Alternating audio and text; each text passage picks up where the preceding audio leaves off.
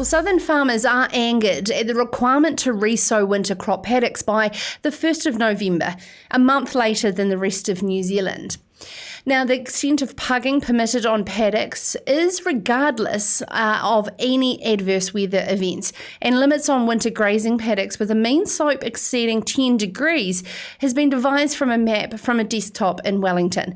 These provisions are included in the suite of essential freshwater measures regulations released in May, becoming enforceable as early as next week, requiring a consent.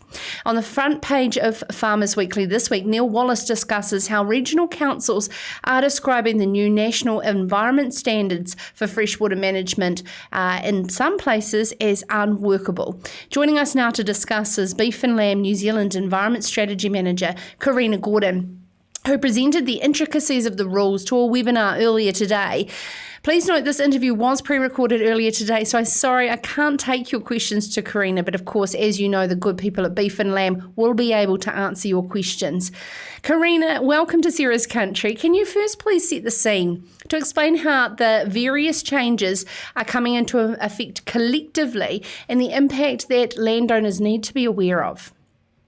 Oh, thank you very much, Sarah.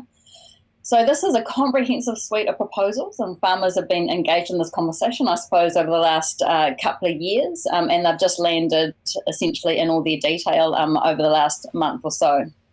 So what these proposed changes include is new stock exclusion regulations, changes to a national environmental standard for land use impacts, which is what farmers are really turning their minds to now, and changes to a national policy statement, which will be implemented by regional councils. So now, in terms of the webinar, it's very hot. There's a lot of frequently asked questions that are coming through to our previous guests we've had on the show, everybody trying to wrap their head around it. But I think the biggest thing is this freshwater farm plan and then being certified. There has been certain parts of the country where these have come into effect. How are farmers going to source information, and what will they need to include? Yeah, there's a lot of proposals on the National Environmental Standard. It's uncertain about how some of them are going to land, and I think that's what farmers are really grappling with, and I understand regional councils are struggling with as well. And one of those requirements is for farmers to have a certified freshwater farm plan, and as we know, there is no such thing as a certified freshwater farm plan at this stage. So we're yet to see what regional councils do and what the government does in relation to creating these certified freshwater farm plans. What about in some areas where there is existing farm plans? Is this over and above? Yeah, so again, there's confusion about what is required here. So these are the rules that we're talking about are winter forage cropping or grazing of animals on a winter forage crop and stock holding areas, and they require a certified freshwater farm plan. Some regions, Southland, Canterbury, Waikato, to name a few, and Hawke's Bay already have a requirement for farmers to have a farm plan, but there's a lack of clarity about whether that is the same thing or whether something on top of what some regional councils already have in place will be required. One thing that has been extensively discussed is this 10-metre slope. Can you explain what that means? Yes, so one of the issues with the National Environmental Standard that we're trying to get our head around is that they've used a map to determine if you're in or out of the stock exclusion requirements. And that map was based on less than 10 degrees slope, but it's inaccurate at the farm or the paddock scale. So it captures a whole lot of land that is greater than 10 degrees slope. It's a very, very blunt instrument. It's also hard to determine what is a waterway that meets these regulations as well and how that will be applied. So this is going to be a challenging spot, I think, for farmers and in particular for the regional council that has to land this. And this is all to exclude stock out of waterways, but that has really changed too, because what deems a waterway now? That's right. It's been a moving conversation over a period of time. So these are rivers that are 1 metre or wider, but it's unclear about where that 1 metre is going to be determined from. It could be a waterway that's 1 metre anywhere on the property or anywhere in the land parcel, or regional councils might take a more bespoke approach in relation to how they land this. And I suppose that's where the real conversation will be, is how much flexibility do regional councils have to make this workable? Because at this stage, the map clearly isn't.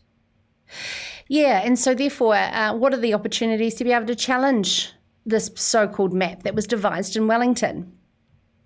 At this stage, the map is the regulation, so there's no opportunity to challenge it. but regional councils have timeframes where they can put rules that are potentially more strict in their regional plans. But when they're putting a rule in their regional plan, it could be more tailored to the catchment. So a quick example, Hawke's Bay Regional Council's just got a plan that they've notified. They're applying 15 degrees slope on a paddock basis. So while the slope's more stringent, the workability is more pragmatic for farmers because it's based on the paddock or on that land rather than a national map. We were talking there in the introduction around the word pugging. For those who don't know, is where the heavy weight of animals and causing inflictions on the soil structure. What are some of those rules for people who haven't read it? That's a really tricky one. So there's new rules around grazing animals on a winter forage crop, and essentially says that you have to meet these standards if you want to be permitted in relation to doing that. One of those standards is that you can't have a pug mark of more than 20 centimetres in depth or pugging for more than 50% of the paddock.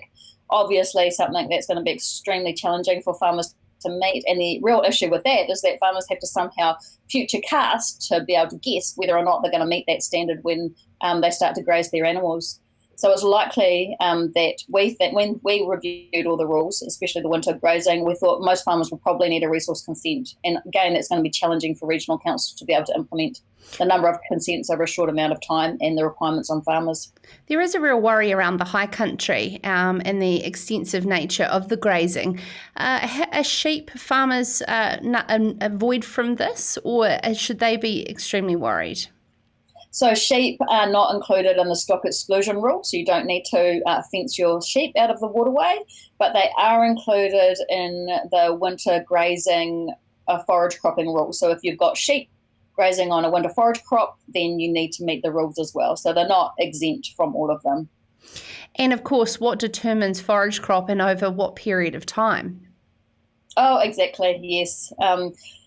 So the rules say that you can't do more forage cropping than what you've done in the past. That means that you're grandparented to an essentially in a historic activity. And forage, the crop hasn't been clearly defined either. We know it doesn't include pasture, but we don't know exactly what crop species it does include.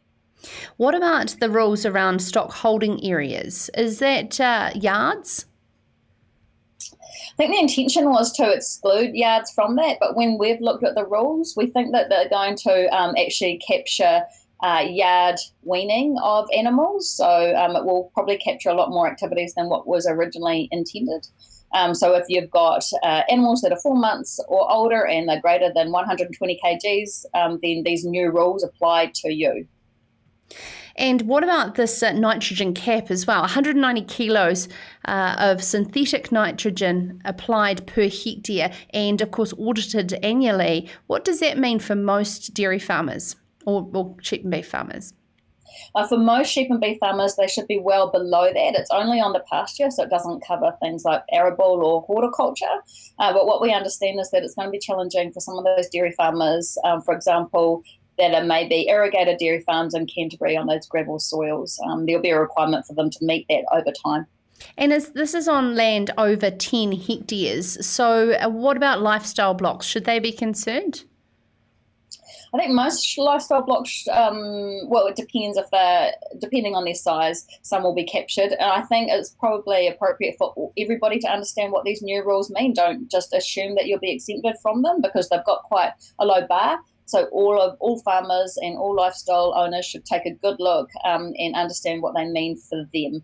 The rules are a little bit different, so it's not one size fits all. They're slightly tailored to different farm systems, for example, and land uses. And of course, we have an election coming up. Are these rules enforceable regardless of a change in government? Yes, until a new government decides to maybe change them. So these rules essentially have immediate effect pretty much. Some have a bit of a stage before they bite. For example, stock exclusion kicks in 2023 unless you're a new land use, and then it applies immediately. But essentially the new rules have immediate effect, but sometimes the bite is a little bit into the future. It'll be really interesting to see what regional councils do in this space, obviously, because they're going to go through a regional plan process where they're going to have to put in new rules. So they'll be able to look at these rules, determine what they're putting in their plans and work out what works for their communities. So there's the national policy statement that's implemented by regional councils over a 3 to 5 year period, but the stock exclusion is 2023 and the environmental standards immediately in September. Who's going to audit these certified freshwater plans? Yes, another area of great concern, whether or not we've got the expertise in the country to be able to roll out, one, all these consents, and then two, essentially these certified freshwater farm plans as well. And there's a big question mark there. We know that we really need to build our soil conservation understanding in New Zealand in particular, and special expertise around more complex farm systems such as the sheep and beef systems. So this is a really challenging space. And I think a lot of farmers and a lot of communities are really worried about the implications of these new rules on them, the workability, the practicality, and the rollout of them. And I know regional councils are really engaged in working out how to make this work for everyone as well. Corina, beef and lamb have always there to offer great advice to farmers, but struggling to wrap your head around it as it's a moving feast. What are you working on in the background to be able to walk beside farmers to best understand what they need to do so they don't get penalised? I think what everyone needs now is certainty. So we're working with regional councils to work out how they're going to implement the rules, well, how they interpret them firstly, and then secondly, how they're going to implement them. We're hoping to partner through working with farmers so that we can provide clarity and certainty to them about what's going to be required.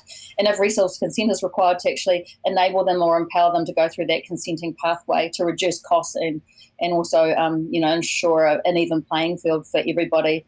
So there's a lot of people working on this at the moment, but the real need is to empower people rather than disempowering or disincentivising them. Thank you so much for taking the time to join us. Corina Jordan is the Environmental Strategy Manager for Beef and Lamb, and that was following a very informative webinar that was this afternoon, taking a lot of questions around what we do know already around the RMA regulation amendments, the new national environmental standards for freshwater management, and the national policy statement that are all coming into effect at different times. So, of course, head to Beef and Lamb, of course, Dairy NZ for all of the information as it unfolds. It's an interesting time. There was a lot of people at 17,000 submissions, I believe the biggest turnout of farmer submissions in history. So everybody's voices were at the table. Were they all heard? That's another question. I have some questions of my own of what was going on behind closed doors. And hopefully over coming days in Sarah's country, we'll get to the bottom a little bit around that farm leadership and government decision making. This is Sarah's Country.